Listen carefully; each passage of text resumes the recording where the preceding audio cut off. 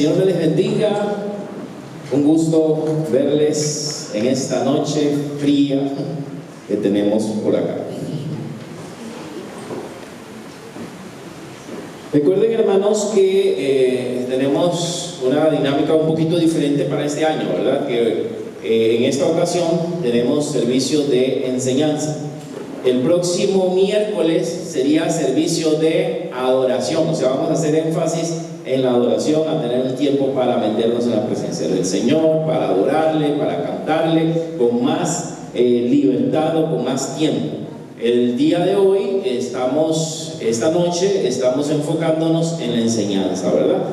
Y así sucesivamente. Así que el primer miércoles será oración, el segundo enseñanza, el tercero, si es que no hay algún cambio por ahí que lo amerite, va a ser adoración. Y volvemos al cuarto con la enseñanza, porque si no, no terminamos el libro, ¿verdad? Necesitamos 2 servicios como mínimo. Quiero invitarle a que usted pueda abrir su Biblia en Romanos capítulo 1. Romanos capítulo 1. Me siento un poquito extraño porque todo el año la pasamos con profecías, ¿verdad? Sin embargo, el libro de Romanos también tiene un aspecto profético, pero mucho más adelante. Romanos capítulo 1.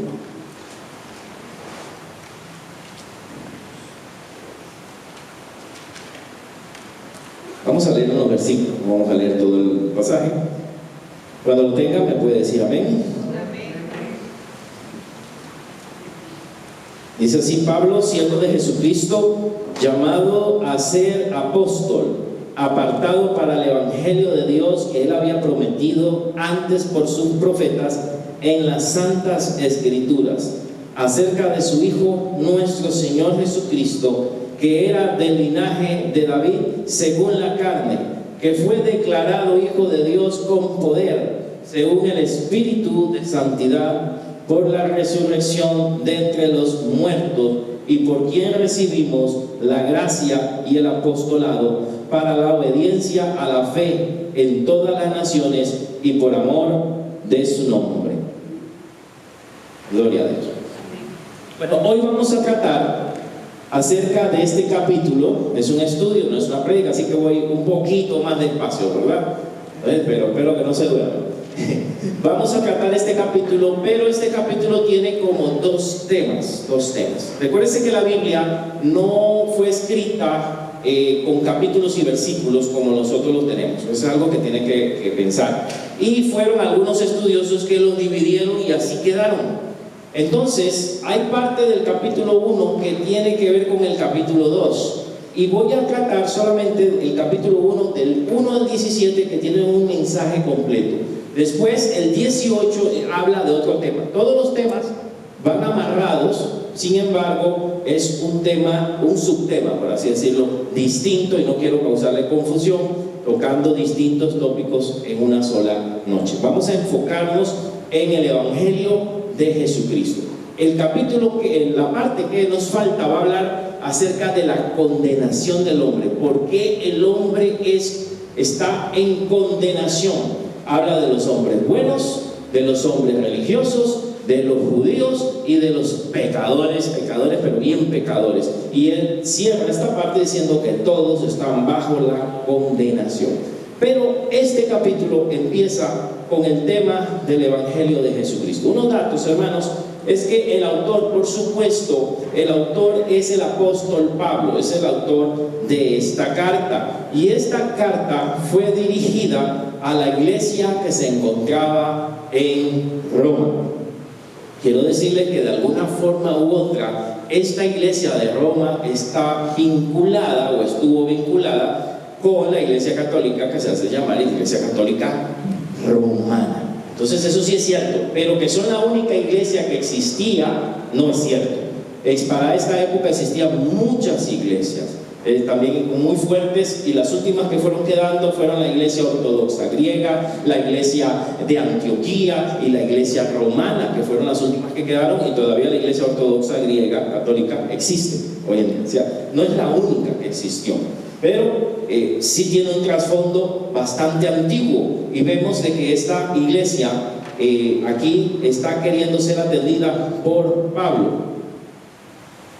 estaba compuesta por gentiles. La palabra gentil significa pueblo, o sea, personas que se habían convertido al cristianismo, pero también estaba compuesta por judíos. Estaba compuesta por gentiles y judíos. Okay, yo creo que me pasé, ¿verdad? Sí. Y el tema principal es la justicia de Dios. Quiero decirle que en ese lugar existían en Roma, muchas sinagogas. Cuando el evangelio comenzó a llegar a muchos lugares, llegó indirectamente a Roma. No fue que fueron a evangelizar a Roma directamente, sino que fue indirectamente. Roma era la capital prácticamente del mundo, así que todos pasaban por ahí. Y los primeros convertidos pasaron por ahí, y ahí llegaron y establecieron grupos, por así decirlo, células. Y Pablo quería visitar a ese grupo, quería atender a ese grupo. Pero es prácticamente un producto de los viajeros, esta congregación. Fue escrita, por aquellos que les gustan los datos, ¿verdad? Fue escrita en el año 57 después de Cristo. Va a encontrar ustedes otras diferencias, depende de los datos. Durante el tercer viaje misionero de Pablo. ¿Cuál era el propósito de la carta? Bueno, aquí puse algunos, pero hay muchos más. Uno de los propósitos era dar una exposición doctrinal acerca de las verdades bíblicas. Como ellos no habían sido formados, digamos, de una manera con un apóstol y demás, ellos necesitaban formación, y Pablo está mandando esta carta para darle formación teológica a ellos, para darle una formación teológica a ellos. También atender aspectos y problemas que tenían. ¿Cuáles problemas?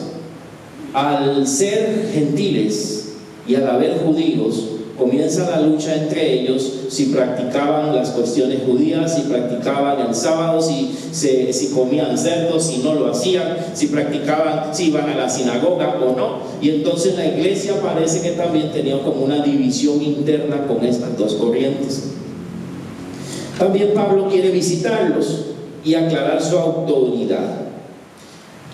Esta carta fue la base de la reforma protestante que empezó con Martín Lutero. Eso es muy importante. Martín Lutero, cuando estudia la carta a los romanos, se da cuenta que la salvación es por gracia.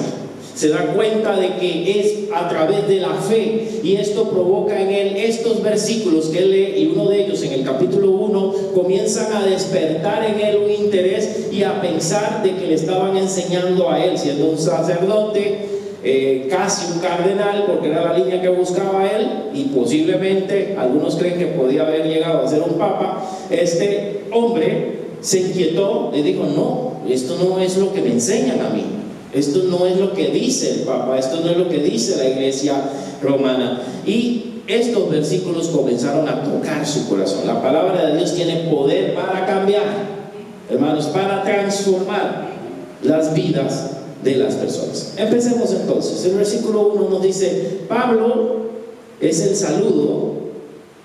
Pablo, siervo de ¿quién? De Jesucristo, llamado a ser apóstol, apartado para el evangelio de Dios. Pablo pudo haberse presentado como apóstol de una vez, pero él primero se presenta como siervo de Jesucristo. Aquí vemos el tema de la humildad. Primero él es siervo antes de ser apóstol. Primero él es siervo del Señor. Y eso todos los que servimos a Dios y también somos pastores deberíamos recordar, que no somos llamados a ser profetas, apóstoles y demás, sino que somos llamados, primero somos siervos de Dios. Ni pastor tampoco, siervos de Dios. Y siervo implica que él estaba al servicio de Jesucristo, que fue llamado a ser apóstol. Vea el orden. Otro hubiera puesto el título primero: apóstol, siervo de Jesucristo. Y él dice: no, siervo de Jesucristo, llamado a ser apóstol. Esto da a entender que es más importante para Pablo, más que su cargo y su posición, es que él le servía a Jesucristo. Y el segundo subpunto dice que apartado para el evangelio de Dios. Él está claro que el que lo llamó fue Dios, y que Dios lo llamó sí a un servicio, pero más que un servicio fue llamado para salvación. Entonces, más que Dios me haya llamado y que yo esté contento porque me haya llamado a ser pastor, el mayor llamado que Dios nos ha hecho es a ser salvos. Entonces Él me apartó, Él me escogió, Él me eligió. ¿Para qué? Para el Evangelio. Y la palabra apartar, separar, ¿verdad?, tiene una relación con santidad, que luego Él toca más adelante. Alguien apartado para Dios tiene dos connotaciones. Cuando somos apartados para Dios, significa que estamos para su servicio, que Él es nuestro Señor y nosotros somos sus siervos. Pero algo apartado también significa que tiene exclusividad, que ha sido separado ¿de quién? Somos apartados de Dios, pero entonces somos separados del mundo. Somos separados del mundo. Y yo sé que esto tal vez no es muy de moda, pero debemos recordarlo, hermanos, que también nosotros, aunque no seamos apóstoles, el Señor nos apartó para sí. El Señor nos apartó para que vivamos de acuerdo a su voluntad, para que estemos alejados del pecado, para santificarnos, para servirle, sí, pero para que seamos para Él, apartados por el Evangelio de Dios. Aquí comienza a describir más adelante cómo es ese Evangelio de Dios. Alguien que quiera con voz de trompeta leerme el verso 2. Toma. No todo. Amén. Gracias.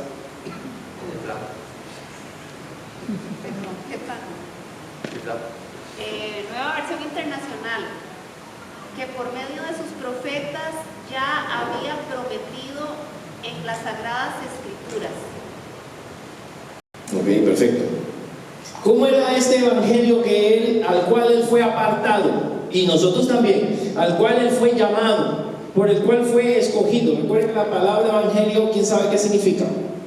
Buenas nuevas, o más tico, buenas noticias, no malas noticias, buenas noticias. Y no olvidemos que son buenas noticias de salvación. Y nosotros fuimos llamados para participar de ese evangelio. Ese evangelio, Él está explicando, no lo inventé yo, porque la gente lo acusaba de que estaba enseñando algo nuevo. La gente lo acusaba de que Él estaba enseñando algo que no era más lo que eran judíos, correspondiente al Antiguo Testamento. Y Él dice, no, este evangelio fue prometido por las Sagradas Escrituras. Este evangelio viene desde el Antiguo Testamento. Se hablaba de un Mesías, se hablaba de un Salvador. Y Él está tirando las raíces del evangelio no solamente al Nuevo Testamento. Cuando nosotros hablamos del evangelio, nosotros hablamos del evangelio desde el Nuevo Testamento. Y no está mal, porque ahí está su cumplimiento. Pero estas personas que no tenían una Biblia, estas personas que no habían creído en Jesús, tenían que ver la referencia comprobada ¿dónde? En el Antiguo Testamento, principalmente los judíos, que era la Biblia que ellos tenían. Así que no era buena estrategia decir que era algo nuevo que empezó. Tendría que explicar que era algo que ya estaba prometido desde el Antiguo Testamento, que ya se encontraba en las Escrituras, que fue explicado y anunciado por los profetas. Y entonces Él explica que estas profecías que están en las Sagradas Escrituras, y que hemos estudiado ahora en diciembre un poquito acerca de las profecías del Mesías, de su nacimiento y demás, hablan acerca de quién, según el versículo 3. ¿De quién están hablando?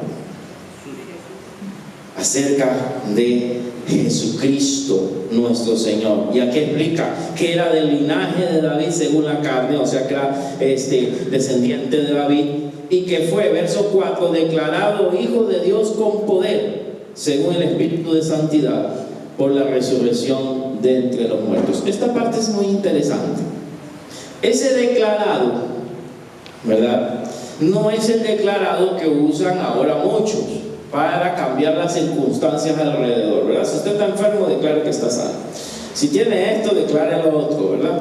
Entiendo, y yo creo, y sin ser muy legalista, yo creo que Dios conoce el corazón. Si alguien no sabe que eso no está en la Biblia y lo hace con fe, Dios le va a escuchar, por supuesto. Pero le dejo el ejercicio, si tiene duda con eso, búsqueme un ejemplo, el que quiera me lo puede traer, ¿verdad?, en estos días, en la Biblia donde un apóstol haya declarado, o donde Jesús haya declarado, y cuando usted me lo traiga, dejo de decir que no está en la Biblia. No lo va a encontrar.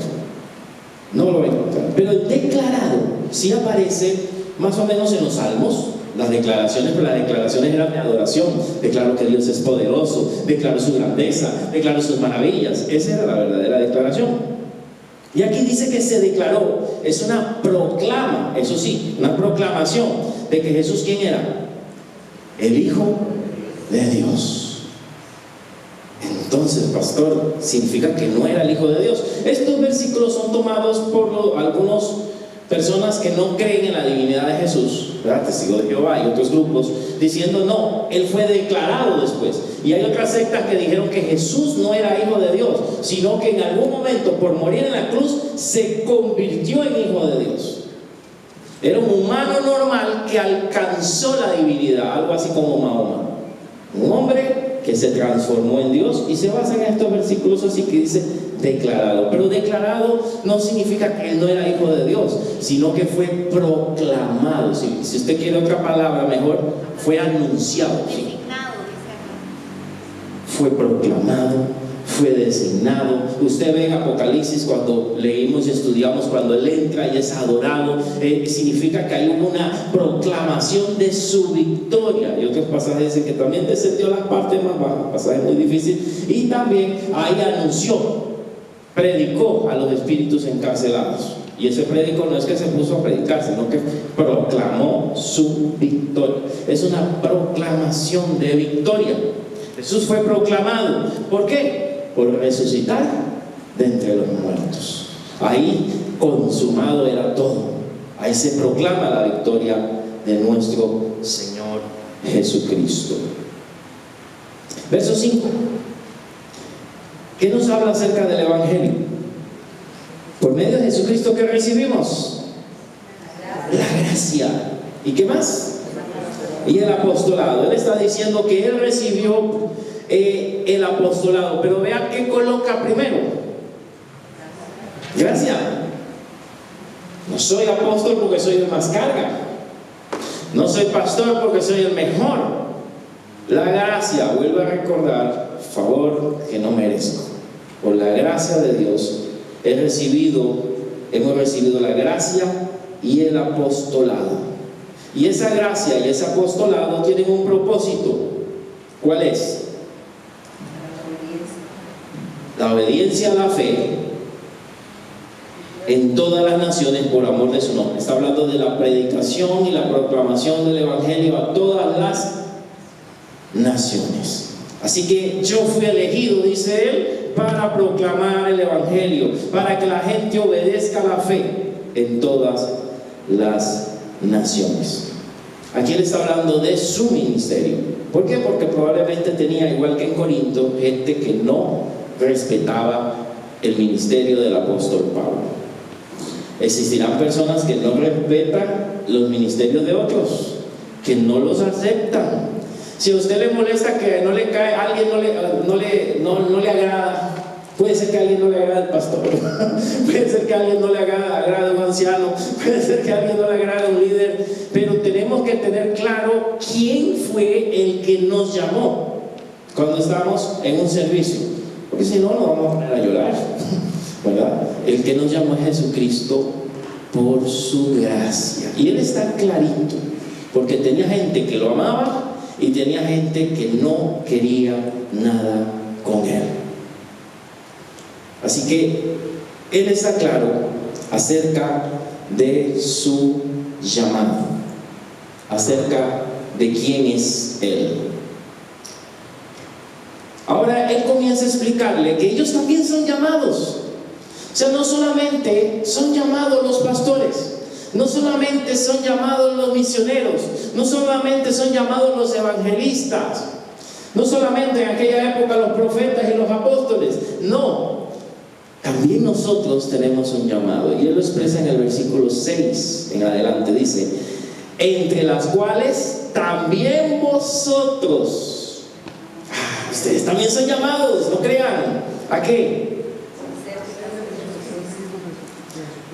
Llamados a ser de Jesucristo, llamados a ser hijos de Dios, llamados a ser de Cristo, llamados a ser siervos de Dios. La santidad no solamente es para los que sirven, la santidad es para todos los hijos de Dios. El apartarse del pecado y el portarse bien no solamente es para un grupo de personas, es para todos, para todo lo que hemos conocido al Señor.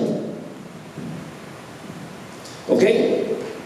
Entonces, Él dice eso, que también somos llamados a pertenecer a Jesucristo. Ustedes también son llamados. Y el versículo 7, que tal vez a algunos no les guste, ¿verdad? A todo lo que está ahí en Roma, se lo aplica también a nosotros. Amados de Dios, llamados a ser santos. Hay un libro que decía los santos que pecan.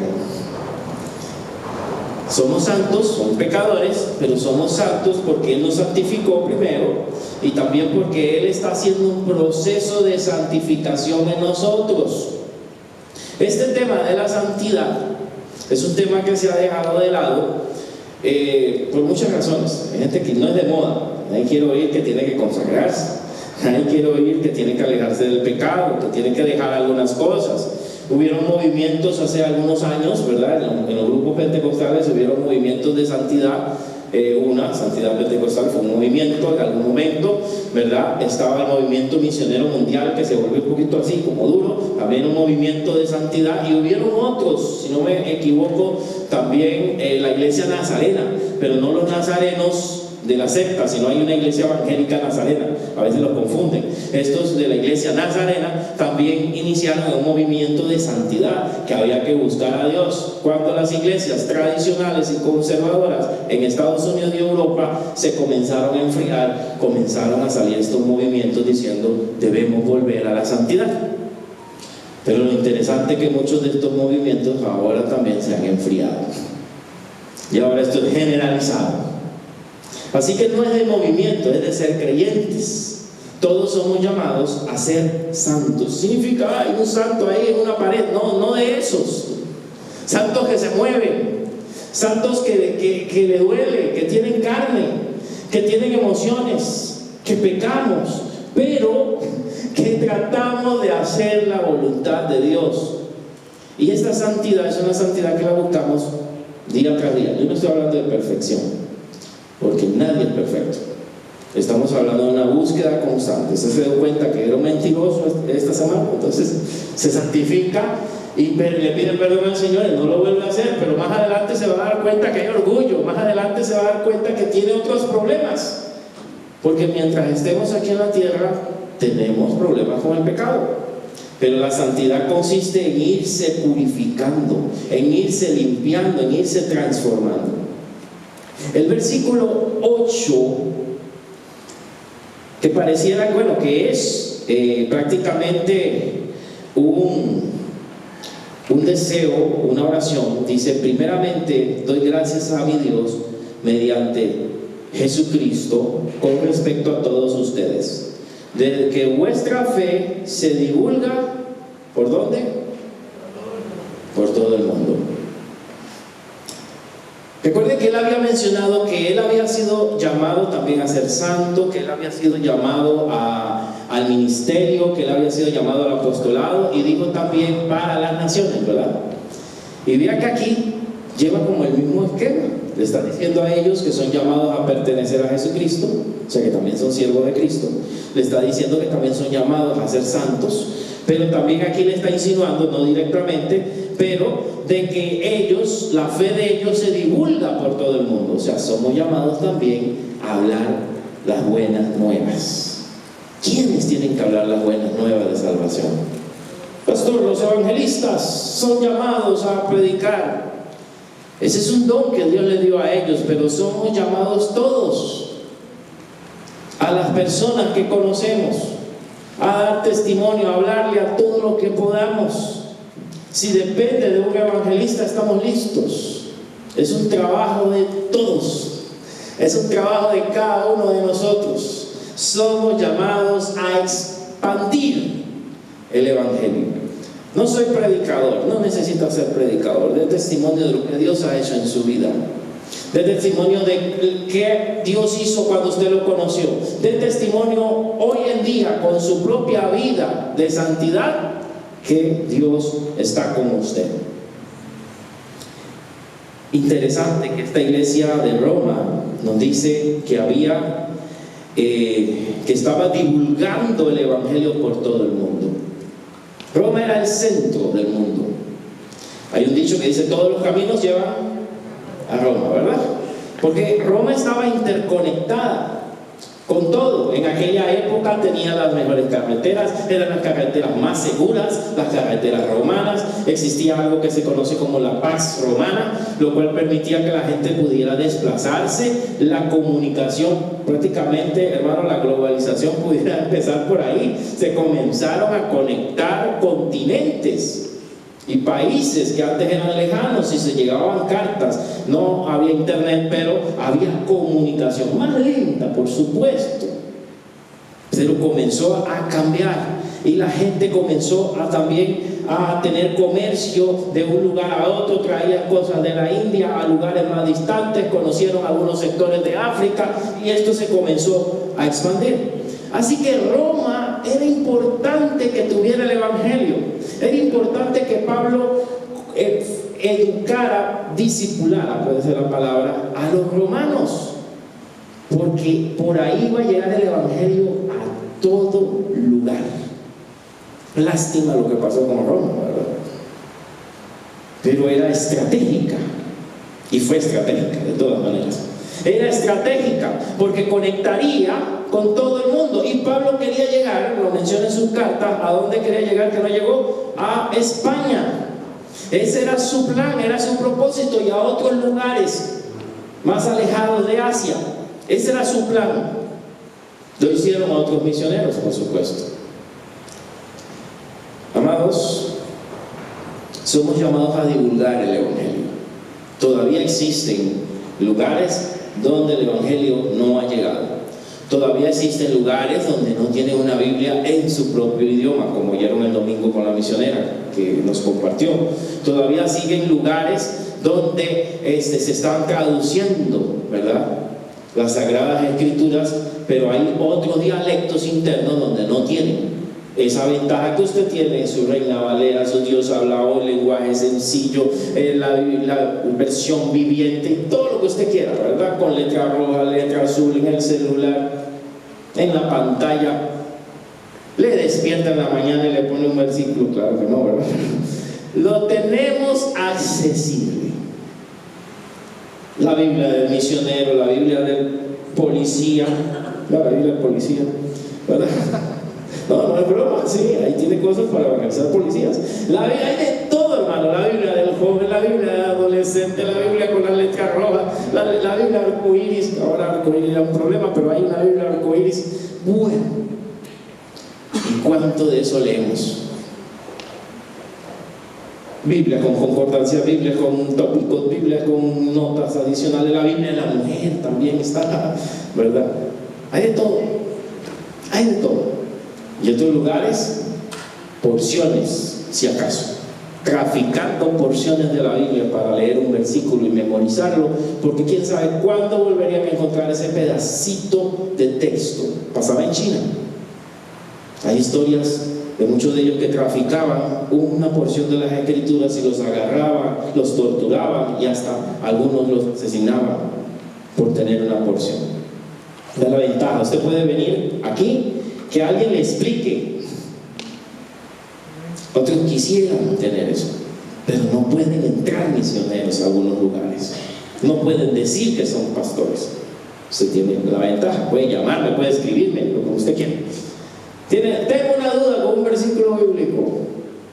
Le contesto al día siguiente, pero le contesto. Esa bendición no hay en otros lugares. Y aunque no lo crea, en Latinoamérica hay lugares también un poco restringidos. ¿Cuáles son los deseos y propósitos de Pablo? Estamos en una introducción, hermanos. No estamos viendo temas como, aunque tiene temas. Él está hablando, saludando, pero Pablo era tan profundo que hasta en sus saludos hay teología. está saludando, está en la parte de los deseos de la oración, y aún ahí encontramos bendición. Deseos y propósitos de Pablo, verso 9, dice: porque testigo me es Dios, a quien sirvo en mi espíritu en el evangelio de su Hijo, de que sin cesar hago mención de vosotros siempre en mis oraciones. Pablo era un intercesor, y eso lo vemos en todas las cartas. Pablo oraba por las congregaciones en las cuales él visitaba, oraba por ellos. ¿Y qué pedía? Pedía para que crecieran, pedía para que avanzaran, pedía para que perseveraran. Dice que oraba por ellos constantemente, o sea, sin cesar. Los mencionaba en sus oraciones. Por supuesto que es algo también que todos nosotros, los siervos de Dios, debemos hacer por nuestras ovejas, pero también lo hacemos nosotros por nuestros hermanos. ¿Te recuerdas a un hermano que hace tiempo no viene? ¿Has orado por él? ¿Viste a alguien en la calle en algo que no debía, verdad? Y tal vez visitaba aquí. Eso no pasa aquí, pero por si acaso, ¿verdad? Y usted dice: uy, qué bárbaro, qué barbaridad, qué pecador. En vez de orar por esa persona, y tal vez hasta algunos: pastor, le tomé una foto a fulano de tal, aquí está la evidencia que usted necesita. Algunos somos policías, y Dios nos mandó a interceder, a orar por el crecimiento de las personas, aunque no las conozcan. También él ora, en el versículo 10, dice: rogando de alguna manera tenga el fin por la voluntad de Dios. Ojo eso, el fin por la voluntad de Dios, un próspero viaje para ir a vosotros. Pueden buscarlo en otras versiones, y lo que va a decir: espero que sea la voluntad de Dios ir a donde ustedes. Quiero ir si es la voluntad de Dios. Santiago dice que todo lo que oremos siempre digamos: si Dios quiere, voy a hacer esto si Dios lo permite. Pero en medio de estas teologías he encontrado gente que aún me han dicho: pastor, usted no tiene que orar por la voluntad de Dios. Solo volvemos al punto, solo declárelo y será hecho. Más bien, pedir por la voluntad de Dios es falta de fe. Se tiene falta de fe, porque está diciéndole, orando por alguien, y está diciendo: haz tu voluntad. No, declare que se haga y será hecho. Tengo problemas con eso, porque Jesús, estando en el monte de Getsemaní, dijo: hágase, yo quiero hacer esto, pero hágase tu voluntad. Yo estoy de acuerdo que hay gente que es muy negativa, estoy de acuerdo, ¿verdad? Que hay gente que no le cree a Dios, y estoy de acuerdo, pero eso tampoco nos puede llevar al extremo a no pedir por la voluntad de Dios, porque no todo lo que yo quiero está en su voluntad, ni todo lo que yo creo que es bueno, porque Dios conoce todas las cosas. Así que es bueno pedir por la voluntad de Dios. No crea que somos autosuficientes. Y aún él, siendo apóstol, teniendo revelaciones directas, porque dice la Escritura que él fue al tercer cielo, donde vio cosas inefables allá en Corintios, ¿verdad? Tuvo experiencias increíbles. Él dice que se haga la voluntad de Dios. Si ellos, en el mismo Jesucristo, dicen que se haga la voluntad de Dios, ¿quién soy yo para orar de otra manera? No podemos confundirnos. Así que él desea y pone en las manos de Dios ese viaje, si Dios así lo permite, si Dios quiere, si es su perfecta voluntad. Eso no es falta de fe. Cuando estudiamos acerca de Daniel, no sé si se acuerdan, cuando los jóvenes fueron echados al horno de fuego, o iban a ser echados al horno de fuego, ¿qué dijeron ellos? Nuestro Dios puede librarnos de este horno de fuego ardiente. Y hace una frase que hoy sería considerada falta de fe. Puede buscarlo. Y si no quiere, si no es su voluntad, sepas que no vamos a adorar a tu imagen. Hoy en día ese sí no sería, qué bárbaro, claro, sí lo va a librar. Y no lo sabía. Él puede, pero no sé si Dios quiera que aquí muramos. Si no lo permite, de todas maneras no vamos a ceder. Eso es fe, aunque no suene bonito hoy en día, porque ellos están confiando sus vidas a Dios. Entonces la fe tiene que ser realista. Usted tiene que poner los pies en la tierra. No, yo no quiero ver. ¿Se le duele la espalda? Y dice, no, a mí no me duele nada. A mí no me duele nada.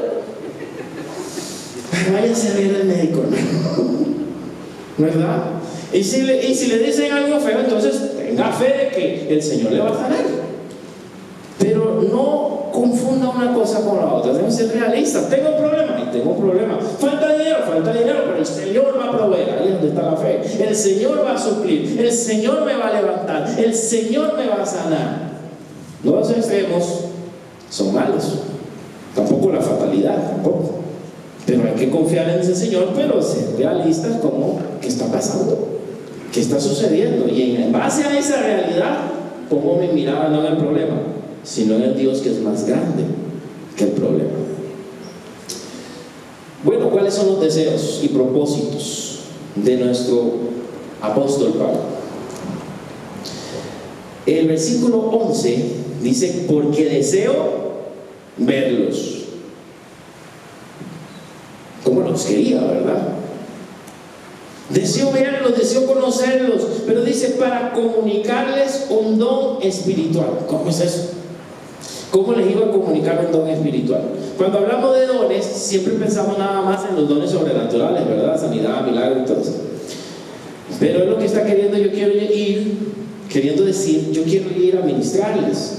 Yo quiero ir a enseñarles, yo quiero ir a comunicarles, a aconsejarles, a ministrar algún don de Dios a ustedes. La enseñanza, que era uno de los más fuertes en Pablo, donde quiera que iba. Ese era su don principal, y hasta en el mismo Jesús vemos que su fuerte, entre todas las cosas que Jesús hizo, más enseñaba. Comunicarles un don espiritual. Yo quiero ministrarles, en otras palabras más modernas, para ser mutuamente confortados. Esto me llama la atención, mutuamente. O sea, no es que solamente es direccional, ¿verdad? El pastor a ustedes, el apóstol a ustedes. No, yo también me edifico. Yo quiero verlos porque yo también me edifico al oírlos, al conversar con ustedes, al hablar con ustedes, al compartir con ustedes. Y esto es de varias vías. Yo recibo también de ustedes. Cuando los oigo hablar cosas positivas, cuando los oigo con sus planes, cuando me cuentan algo que les ha sucedido y cómo Dios les ha bendecido, eso también me bendice a mí y también me fortalece mi fe. No crean que solamente usted recibe. Recibimos los unos de los otros. Y Pablo está diciendo eso. Yo quiero también que mutuamente nos confortemos, nos animemos, nos apoyemos, nos ayudemos. Es algo de varias vías, no de una sola vía, de varias vías. También recibimos acá, también somos bendecidos por acá.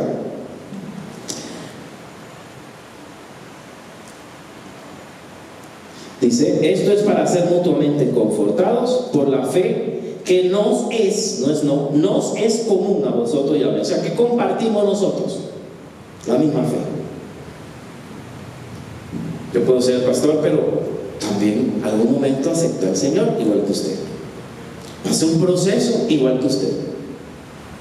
Pasó pruebas igual que usted. Entonces todos nos necesitamos. Y la fe es común a todos. Además, ¿se acuerdan que cuando vimos en Apocalipsis, uno de los ministerios que va a desaparecer es el de predicación? ¿Quién va a predicar en el cielo? Si está Jesús. Los adoradores siempre se van a ocupar. Los predicadores no, ya nos tenemos que sentar a escuchar al maestro, a escuchar al predicador de predicadores, a oír la palabra directa de Dios. Pero aquí somos confortados los unos por los otros. También yo recibo bendición cuando me siento y alguien predica y enseña y habla, por muy sencillo que sea. Algunos dirán, el pastor sabe más, o estudió más, entonces no va a recibir de mí. Dios nos habla por medio de las personas. Y esa es también la humildad que debemos tener para escuchar la voz de Dios a través de ustedes también, cuando enseñan, cuando hablan, cuando comentan. Algo más que él dice que quiere realizar es que tengan, obtener de ellos, perdón, con razón me miraban así raro, ¿verdad? Fruto. Obtener fruto. Ahí está todo. Obtener fruto, ¿verdad? Yo quiero obtener de ustedes fruto. ¿Qué fruto está hablando? Si usted tiene una concordancia, puede buscar fruto y buscar ahí en el Nuevo Testamento y va a encontrar que Pablo, cuando habla de fruto, está hablando de convertidos, generalmente. Sé que el fruto puede ser el fruto del Espíritu, pero Pablo, en la boca de Pablo casi siempre son convertidos. O sea, yo quiero ir ahí para ver a quién me gano, a ver a quién le hablo, para ver si podemos alcanzar más personas. Ver la mente de Pablo, obtener algún fruto. Por eso quiero ir ahí. ¿Qué fuerza tenía Pablo para hablar de Jesucristo? Fuerza que hemos ido perdiendo con el tiempo como creyentes. Ya nos da vergüenza, ya nos da pena, ya lo pensamos más veces. Si dicen vamos a salir a evangelizar, por eso no lo digo los domingos, yo sé que van a haber 2 o 3 personas nada más. Es común. Hemos perdido ese fuego. Se nos ha olvidado de dónde nos sacó el Señor. Ya no invitamos personas, ya no les hablamos a las personas. Yo sé que estoy generalizando, yo sé que usted no, ¿verdad? No es así, pero es algo que debemos recobrar. Hermanos, las sectas, no sé qué tienen, ¿verdad? Tal vez el diablo no pelea con ellos, no los desanima ni tienen tanta prueba. Las sectas le ponen una energía para salir por ahí. Usted ve, nadie les abre a algunos, ¿verdad? Que andan con paragüitas y ahí están tocando la puerta y cuando ¡plá!, le cierran la puerta. Y hay lugares donde ellos están creciendo, siguen creciendo. Hay países donde son muy fuertes, siguen avanzando y siguen avanzando. Y la iglesia evangélica, aunque se ve iglesias enormes, son la misma gente que cambió de lugar, siguen el mismo número. No hemos pasado el mismo número, si no me equivoco, desde hace 10 años. Somos el mismo porcentaje, no hemos crecido. El ateísmo nos está alcanzando, según las estadísticas. Hay más gente atea y agnóstica, ¿verdad? Que me imagino que este año o en 2 años, esperemos que no, van a ser más en el país que evangélicos. Eso no puede ser. Tenemos que levantarnos. Veníamos muy bien y nos quedamos pegados. Ya no hablamos del Señor. Y Pablo tenía unas ganas de ir a hablarles del Evangelio de Jesucristo. Verso 15. El verso 15 nos dice: pero no quiero, hermanos, perdón, 15, me fui.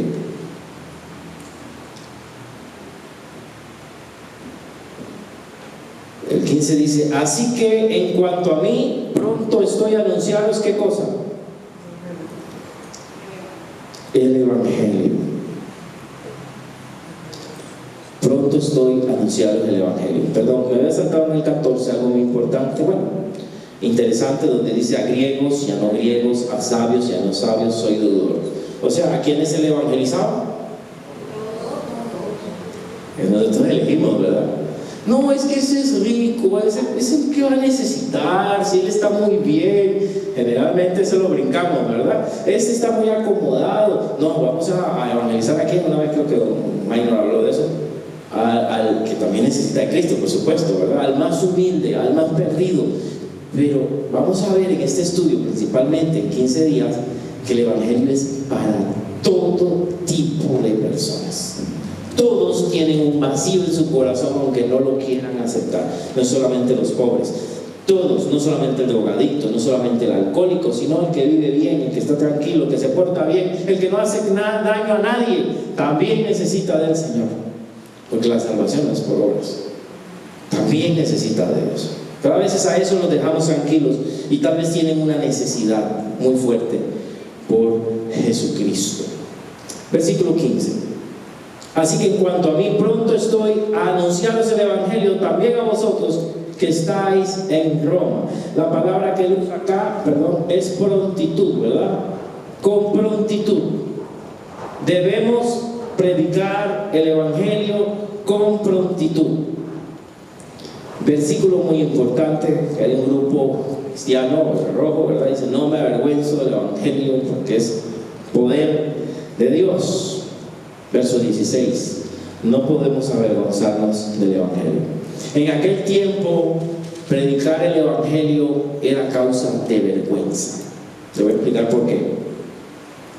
Los dioses eran dioses poderosos supuestamente, ¿verdad? Zeus con su rayo y todos estos dioses poderosos. Pero presentar a un Dios que murió, se hizo hombre, en el concepto de ellos los dioses no se hacían hombre. Porque aún en la filosofía, el estar en la carne era considerado inmundo. Jesús se hizo hombre. Muchas veces decían que el mensaje del Evangelio en ese contexto era locura, no lo podían entender. Así que no era fácil predicarlo con un montón de dioses y un montón de ideas. Y tras eso los judíos diciendo: estos son falsos también. Así que podía dar miedo predicar en aquella época. ¿Qué más? ¿Qué podían hacer a las personas en aquel tiempo? Matarlos. Más en el tiempo de la persecución, degollarlos, ¿no? Que dice la hermana, degollarlos, matarlos, después tirarlos a los circos con los leones.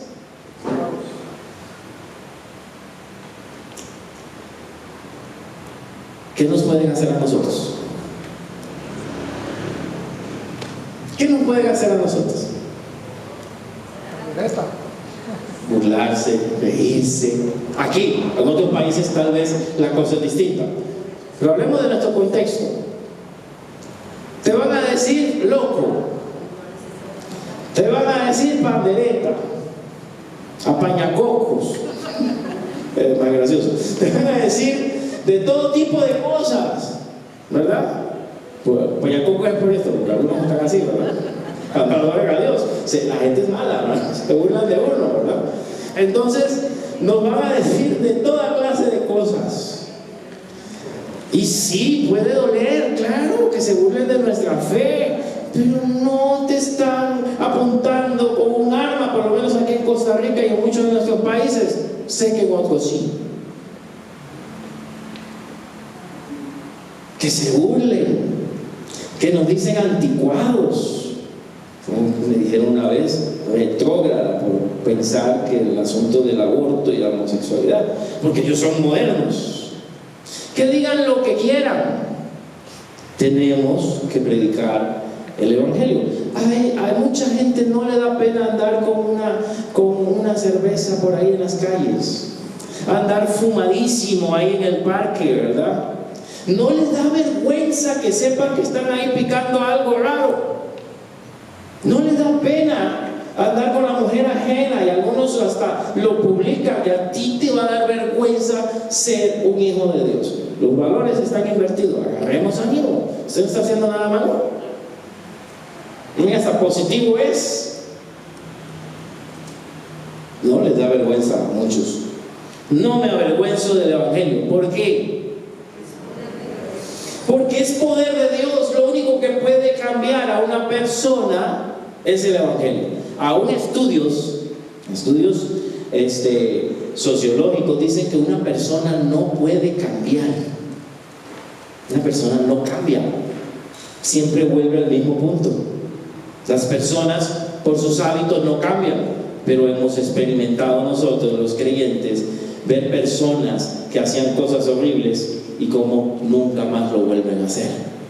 Entonces esa teoría es falsa, porque el Evangelio tiene el poder de transformar vidas, si la persona lo permite. Que no nos enseñen lo contrario, porque Él es poder de Dios. Yo sé que algunos tal vez dicen, bueno, Entonces adornemos eso, la predicación adornémosla un poquito para que la gente no lo sienta igual, ¿verdad? Y a otros le dicen, no le llames predicación, llámale conferencia, quita el púlpito, ponle una mesita ahí para que la gente se sienta que estamos en un conversatorio.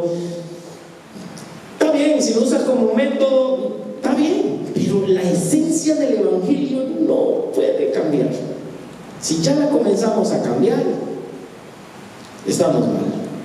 El evangelio es poder de Dios, no nos tiene que avergonzar. El que se va a convertir por el evangelio se va a convertir por el evangelio, pero que oiga palabra de Dios, no filosofía, psicología y toda la cosa mezclada ahí para llamarles la atención. El poder de Dios es un poder para salvación, pero ¿para quién? Hay poder, pero no todos se salvan. ¿Por qué? Hay un requisito, ¿verdad? A todo aquel que crea. O sea, el que cree, dice la Biblia, no es condenado. El que cree.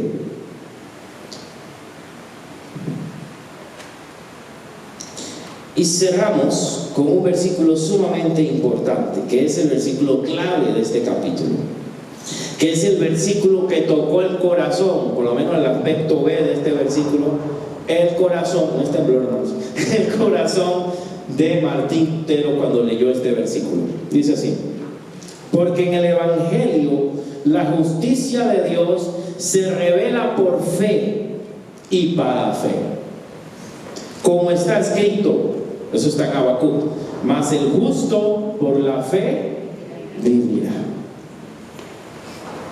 Es una referencia al libro de Habacuc, capítulo 2, versículo 4. En el evangelio la justicia de Dios se revela por fe y para fe. Vamos a traducir eso porque es como un pequeño trabalengua ahí. ¿Cómo así la justicia de Dios? ¿Qué es la justicia de Dios? Es el estándar de Dios. Dios es santo, Dios es puro, Dios no le agrada la injusticia, Dios es perfecto, Él es justo. ¿Cómo un pecador como nosotros va a llegar a Dios, a ese Dios perfecto? Bueno, el texto nos dice que el evangelio nos muestra, nos revela cómo podemos alcanzar la justicia de Dios, cómo podemos alcanzar el favor de ese Dios santo, de ese Dios justo, de ese Dios perfecto, siendo nosotros imperfectos. Eso nos muestra el evangelio de Jesucristo. Y mira, este versículo nos dice que el evangelio me revela la justicia de Dios. O sea, cómo alcanzo la justicia de Dios, cómo satisfago a Dios, a los requisitos altos de Dios. Si usted ve el Antiguo Testamento, ¿cómo eran los requisitos de Dios? Altísimos. Nadie podía cumplir. Casi todos los hombres que vemos en el Antiguo Testamento cometieron pecado, fueron elegidos y se equivocaban. Los estándares de Dios eran muy altos y la idea era mostrar en el Antiguo Testamento que un hombre por sí solo no puede alcanzar los estándares de Dios. Esa era la idea.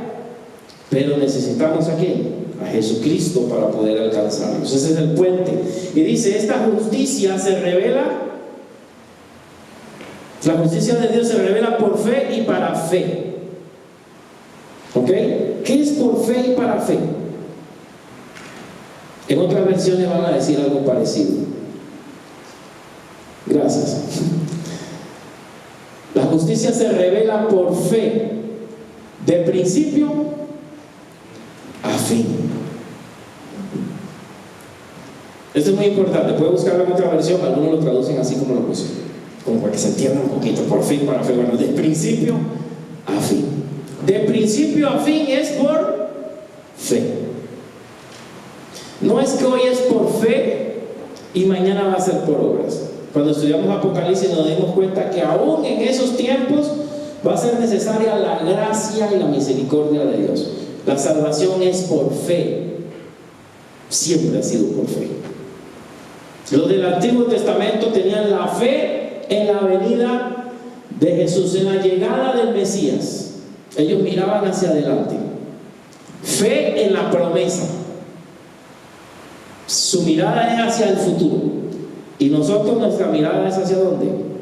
Fe en que ya vino, fe en que murió y fe en que resucitó. Tanto el Antiguo Testamento como el Nuevo Testamento son por fe, de principio a fin. Unos mirando al Salvador en el futuro y nosotros mirando lo que hizo el Salvador en el pasado. Así que aunque hubieran obras de la ley, siempre el principio era fe. Fe. Y cierra esta parte diciendo: el justo, ¿qué hará el justo?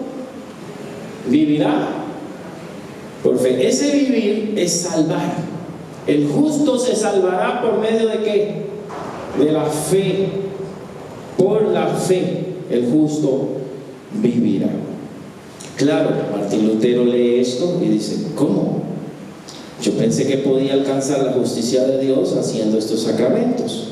Yo pensé que podía alcanzar la justicia de Dios haciendo todos estos votos que yo hago, todo este sacrificio.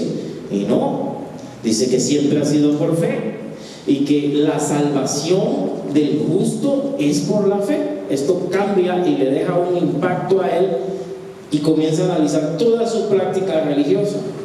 Y de ahí él comienza a cuestionar muchas cosas que se hacían en su iglesia, la cual era el sacerdote, por supuesto. Hermanos, meditemos en unas cosas para finalizar. Pablo tiene claro que el Señor lo llamó para anunciar el Evangelio. La iglesia fue llamada para ser de Jesucristo. La iglesia no es de ningún hombre. La iglesia no es del pastor, no es de la familia más vieja de la iglesia, no es de los más poderosos económicamente. La iglesia es de Jesucristo. No debemos avergonzarnos ¿de qué? Del Evangelio. ¿Por qué? Es poder de Dios que te digan pandereta, no importa que ya no usamos pandereta, que te digan lo que quieras. Es poder de Dios para salvación de las personas. Creámoslo nosotros, porque si no lo creemos entonces estamos en una religión. Es poder de Dios, transforma, cambia a las personas. No le dé vergüenza, que a ellos no le da vergüenza las cosas que hacen, que no le dé vergüenza a usted. El Evangelio revela cómo alcanzamos la salvación. ¿Y cómo es eso? Por medio de la fe en Jesucristo. Dios ha establecido que el justo se salve por medio de la fe. No son las obras, no son las obras más fe, es la fe genuina en Jesucristo. Y las obras vienen producto de esa fe. Tampoco podemos eliminar las obras son un producto. Efesios 2, 8, 9: porque por gracia sois salvos por medio de la fe. Esto no es de ustedes, no es de vosotros, pues es don de Dios, no por obras, para que nadie se gloríe. Y el versículo 10, que a veces pasamos por alto: porque somos hechura suya, creados en Dios para buenas obras. Entonces no somos salvos por obras, pero sí para buenas obras. No al revés. Primero soy salvo por la fe, pero de ahí en gratitud entonces comienzo a cambiar. Pero si yo trato de alcanzar la salvación haciendo cosas buenas, me voy a dar cuenta que soy malo y que no lo voy a alcanzar, que siempre voy a fallar. Es la gracia de Dios la que me da la fuerza para alejarme del pecado. No es mi propia fuerza para poder alcanzar la gracia de Dios. No va a funcionar. Es al revés. ¿Y cómo aplico esto, pastor, a mi vida? Unas preguntitas para cerrar. ¿Tienes claro a qué te llamó el Señor? ¿Tienes claro por qué estás aquí? ¿A qué te ha llamado el Señor? Pablo tenía 3 puntos: para ser de Jesucristo, ¿verdad?, para vivir en santidad y para anunciar el Evangelio. ¿Tienes esas ideas? ¿Te avergüenzas de alguna forma del Evangelio? ¿Trata de ser de la secreta para que nadie se dé cuenta donde tú estás? ¿Eres un espía del Señor? ¿Escondido? ¿Agente secreto que sale en el momento necesario? No somos llamados a ser agentes secretos, nos llamamos a ser embajadores, a representarlo en nuestra vida y en todo lo que hacemos. ¿Alguno está intentando alcanzar la salvación por sus propios medios? ¿Hay alguien aquí intentando alcanzar la salvación? Yo espero que no, todos los conozco y digo, no, son cristianos, ¿no?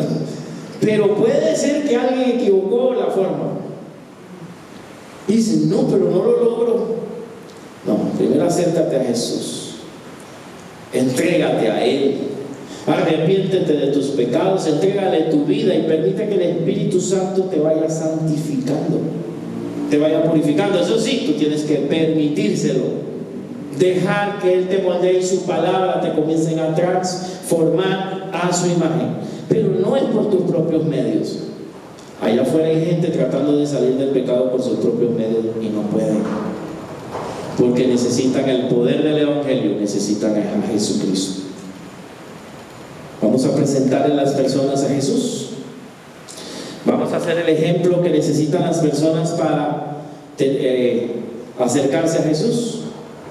Vean qué importante este capítulo y que solamente es los deseos, el saludo inicial de Pablo de la carta. Y vea qué profundo es. Yo les recomiendo que se haga una lectura del versículo 18. Ahí vamos a ver mucho el tema de la homosexualidad y todas estas corrientes, por lo menos hasta el versículo 32. Todo lo que falta del capítulo, en otras palabras, léalo, porque vamos a tocar ahora la culpabilidad del hombre y vamos a ver 3 tipos de hombres que existen, ¿verdad? Los paganos, los intelectuales, moralistas y los religiosos. Los 3 vamos a estar estudiándolo en los capítulos, en esta parte que falta y en los capítulos que vienen. Si gusta puede inclinar su rostro. Un fondo, por favor. ¿Qué tal si oramos? ¿Qué tal si analizas? ¿Qué tal si piensas acerca de tu fe en el Señor? Acerca de si realmente no te avergüenzas del Evangelio.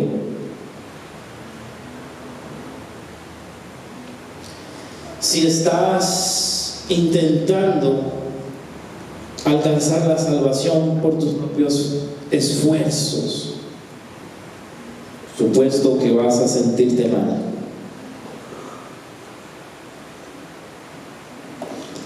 ¿Estás seguro de lo que Dios te ha llamado?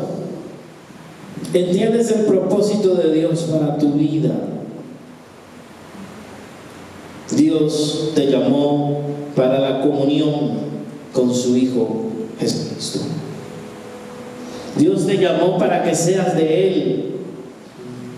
Te llamó para apartarte del pecado. Te llamó para que te alejaras del pecado y para que disfrutes de su salvación. Dios también te llamó para que anuncies a otros las buenas nuevas de salvación.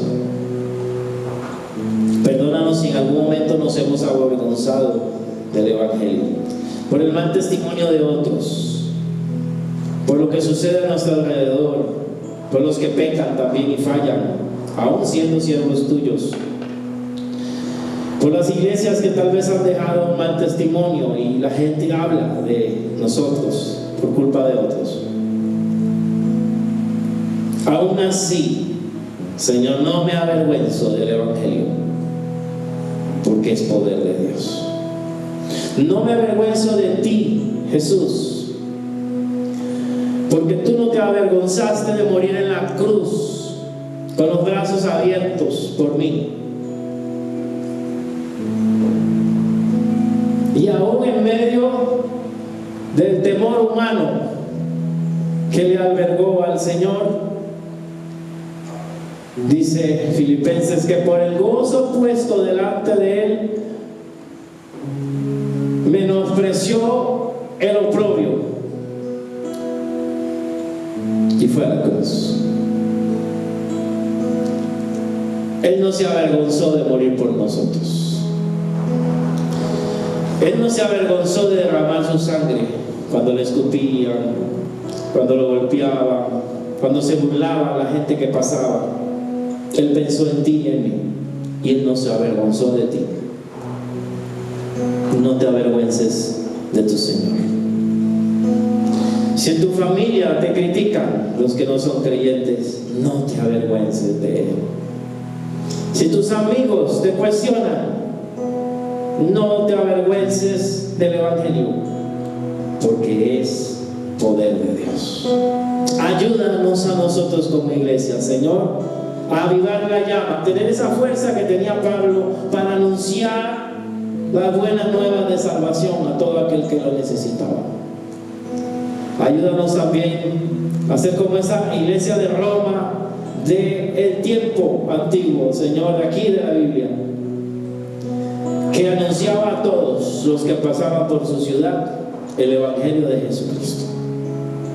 Ayúdanos a hablarle a todo lo que podamos acerca de ti, a no avergonzarnos de ti. Gracias por elegirnos, gracias por llamarnos, porque a lo vil y lo despreciado del mundo tú lo escogiste y lo llamaste para avergonzar a lo fuerte. Gracias por tu favor, por ese favor que no merecemos. Gracias, Señor. En esta noche te agradecemos por permitirnos estudiar este libro. Te pido que sigas atrayendo más personas para estudiar tu palabra, que los que hemos llegado aquí nos podamos motivar para terminar este estudio, Señor, de principio a fin, y no solamente aprender, sino ser retados a través de las Sagradas Escrituras. Gracias por este tiempo, Señor. Yo pido para que tú lleves con bien a mis hermanos a sus hogares, para que tú, Señor, les bendigas al salir de este lugar, para que ese saludo y ese abrazo que podemos darnos entre nosotros sea de fortaleza para aquel que está débil o desanimado. Aquella palabra que podamos darle a un hermano pueda bendecir su vida en esta despedida, Señor, de este lugar. Y bendice a aquellos que tienen que laborar, Señor, el día de mañana, dándole la fuerza que necesitan. En el poderoso nombre de Cristo Jesús. Amén y amén. Que tengan buenas noches. Prohibido no saludarse, hermanos. Bendiciones. Dios me les bendiga a cada uno de ustedes.